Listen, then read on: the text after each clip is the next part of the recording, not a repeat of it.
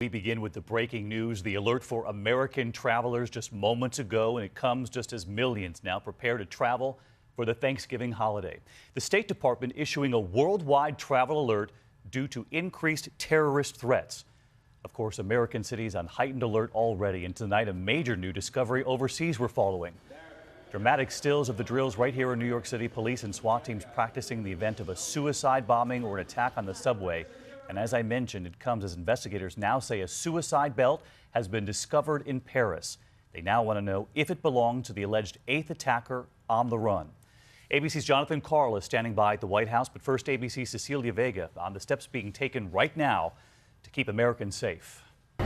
Tonight, amid that new alert, the State Department warning U.S. citizens to possible risks of travel due to increased terrorist threats. Hundreds of officers, their guns drawn, shots fired.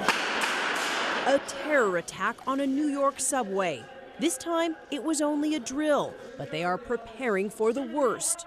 We are, and we continue to be, and we have been concerned about copycat-like attacks. ICE is promising attacks in this propaganda video showing images of New York's iconic Times Square and the city showing its muscle. Tonight, cameras on every corner, heavily armed police too, a new counterterrorism unit, 1,000 more officers. It could happen here, it could happen anywhere.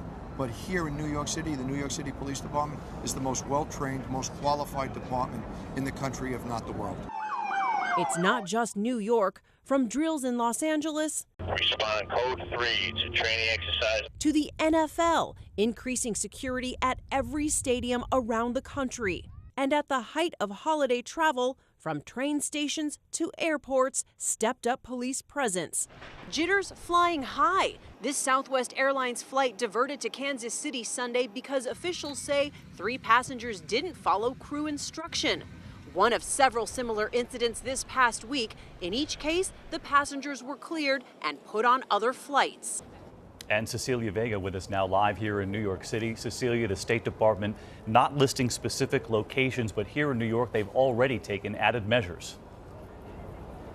That's right, David. That alert is global, but I can tell you we've been out here in Times Square all evening, and that alert feels especially high tonight. Today, authorities in New York unveiling a new app where people can send to them on their cell phone photos of suspicious activity that they see. David, the new mantra, if you see something, send something.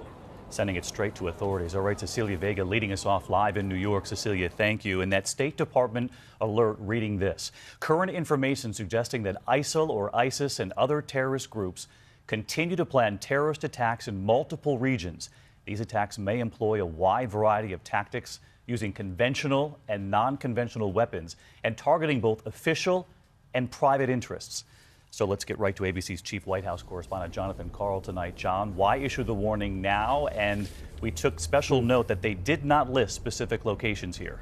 That's right. But David, they said that this travel alert comes specifically in response to the attacks that we have seen in Paris, in Mali, in Egypt, and elsewhere. And while they say there is no specific intelligence of an imminent attack, that the terrorists want to strike again. The alert reads, David, authorities believe the likelihood of terror attacks will continue as members of ISIL return from Syria and Iraq. Extremists have targeted large sporting events, theaters, open markets, and aviation services.